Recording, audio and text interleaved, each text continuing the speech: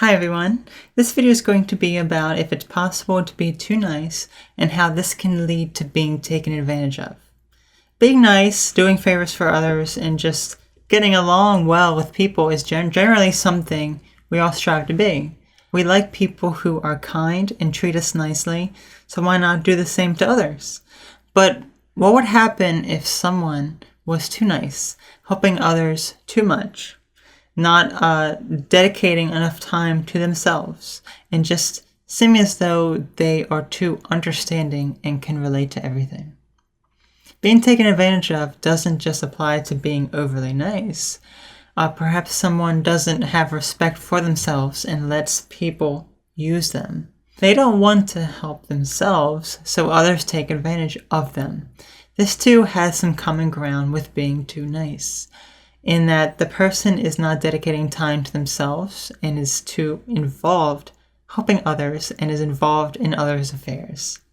That core concept is similar, but how it is approached and viewed is differently, in that the person that doesn't respect themselves may not appear like an overly nice person, but could still easily be taken advantage of.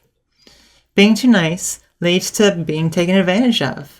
People see someone that can do things for them and ask for nothing in return. While this is an excellent trait to have, going to the point of neglecting yourself and your own happiness can lead to people taking advantage of you. This is something I've personally dealt with, which I will also be talking about that in this video. Basically, what happened with me is that I would be nice to others and sacrifice my own time and happiness so I could help someone else. I wouldn't necessarily go out of my way, but when someone would ask for help, I would sacrifice my own time. I didn't know how to say no. In addition, I never really showed my negative side to people and always appeared happy, which essentially was me masking how things truly made me feel.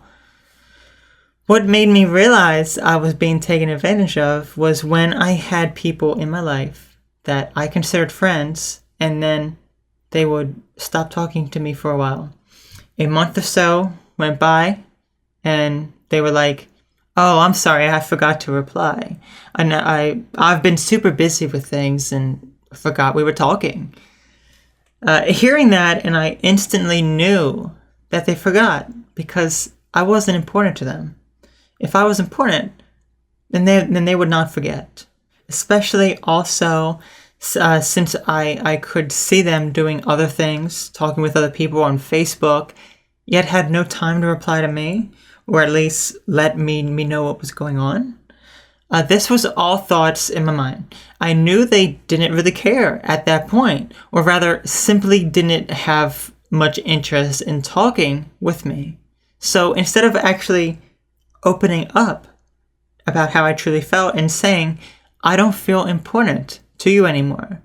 You've upset me by not taking an interest in our friendship," I instead would say, "Oh, it's okay that it took that long. I understand our busy schedules and how hard you must be working." I completely denied within myself what I observed from their behavior. After that, another month goes by, and same thing, and me saying the same thing. There were even times that I would only receive a reply from them when they needed something. When they needed help doing something, I came to mind and they messaged me. I would reply back with my help, and another month goes by and nothing. Every single one of my friends, people that were friends, that I consider friends, behave this way. Or rather, I let them treat me like that, like I was inferior, and I would feel used. All this and seeing them interact on Facebook, view my messages several weeks prior but no response, and yet not have enough time for me, ultimately led me to deactivating my Facebook account. I needed to get away from it all. I took a week off Facebook, came back, nothing was different. Nobody noticed. I gave it another month or so, and decided I was done. I sent a message saying goodbye, telling them that I was no longer going to be using that Facebook account, and let them know that I valued their friendship while it lasted. I deactivated shortly thereafter and thought, maybe they will contact me. Maybe they will be concerned and contact me through another means. And I immediately took that back and realized, no, wait. If they truly cared, it wouldn't have gotten to this stage. I felt I was being taken advantage of. I let them take advantage. So I can only blame myself for what happened in associating with people who would do that, as well as me not opening up to them about how their actions truly made me feel. It made me question the people I allow in my life. I was so hesitant to allow anyone close due to the intense fears of abandonment and betrayal, yet here these people were, close to me, and yet doing the exact thing I feared for so long. Yes, it hurt, but I got through it, and certainly isn't the end of any and all connections I can make. But it made me question the kind of people I've considered friends, and it allowed me to learn to not hide how other people make me feel. Maybe this is a story you can relate to in some way. If so, how can you avoid being taken advantage of? Something I've learned after I distanced myself from the people I felt were taking advantage of me. I'll discuss that now. In order to avoid being taken advantage of is to first realize why people are taking advantage of you. This can be easier said than done. What makes you feel as though people are taking what you do for them for granted? How does it make you feel? Let's say someone is continuously asking you to watch their kids while they go out with friends and have fun. You always agree to watching them, but are not always thrilled about it. It goes to the point that they expect you to do it each weekend, and you plan on it each weekend. Do you feel as though they are using you? Do you get any appreciation in return? What is your reward for watching them each and every week? How is it benefiting you? These are all questions to ask. While it may be fine if they appreciate what you do for them each and every week, what happens when they expect it? Get angry at you for not being able to do it one week and or don't show you any appreciation. This is when you can realize you are being taken advantage of. When you realize that, then you can learn to recognize why they are taking advantage of you. In this particular case, it's because you always agree to watching their kids. It's that you fear upsetting them by not being able to tend to their needs, that you feel even obligated because you are their friend. This brings us to the next point, learning to say no. For some of us, saying no to something we don't really want to do is difficult, if not even impossible. We may feel obligated or responsible to agree to helping other people with their own tasks. This can lead to us continuously agreeing to do things for others that we neglect ourselves. We may not want to say no because we fear disappointing the other person. Or perhaps please them so they love and accept us, so we agree without much thought or consideration just to avoid telling them that we object. So learn to realize that you are not responsible and you should always put your own happiness first. This is different from being selfish. Putting yourself first is doing the things that make you happy and bettering yourself. There will be things you don't like, but it's different from being selfish. Being selfish is when you only think of yourself and do not care about other people's wishes. We are all selfish, but true selfishness, in my eyes, comes from a place of negativity and thinking one is superior to others. While putting yourself first is when you do care, but do what is of your best interest that can benefit yourself and perhaps anyone else involved. With that being said, Saying no to someone is possible, even if you are used to saying yes and agreeing to everything. When someone asks you to do something for them, give it some time. Actually think about the event and if you really want to do it. You don't have to give them an answer on the spot, but think about the situation and see if it is something you truly want to do. Then, when you are ready to get back to them and tell them that you are not willing, instead of just flat out saying no, which may certainly sound hurtful to the other person and make it seem like we don't care, instead focus on what you think is good about the situation, followed by telling them that you are unable to make a commitment.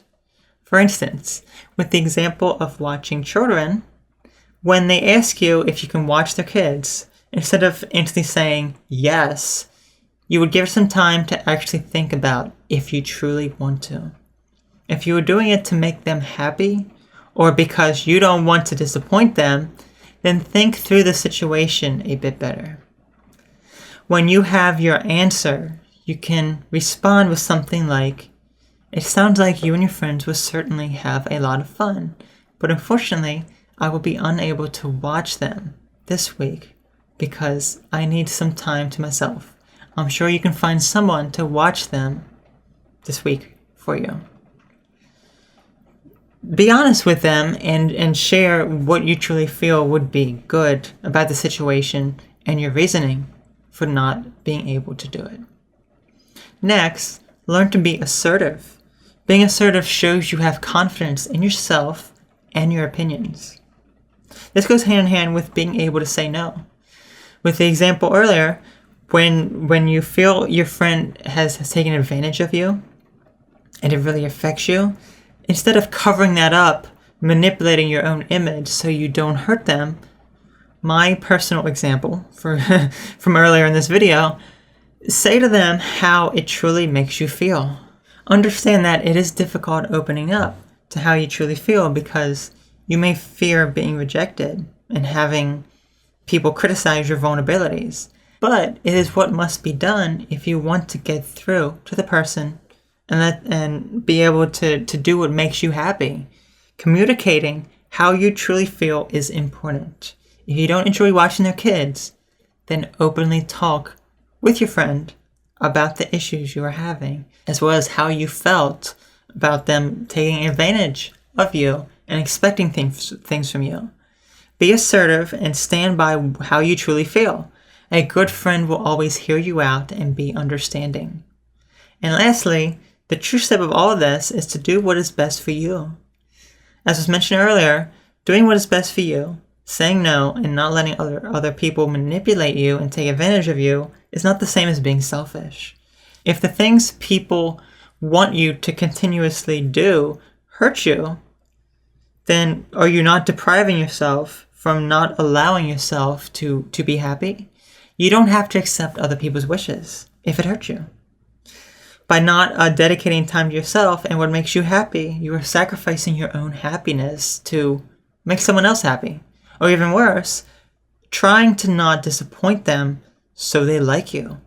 Trying to manipulate your own image and how they view you, which simply will not work out, which is even more selfish.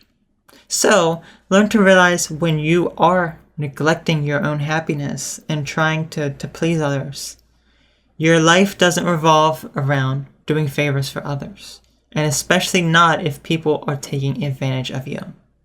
So in conclusion, being too nice, as in doing too many favors for others and not dedicating enough time for yourself, is an easy way for people to take advantage of you. We like people who are kind and treat us nicely and try to show the same to others, but there comes a point where you begin to take on too many responsibilities of others that you neglect yourself.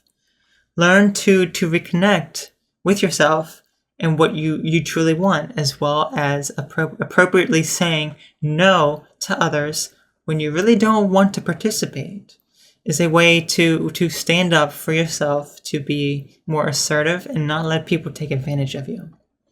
I hope this video was informative and helpful. Thanks for watching.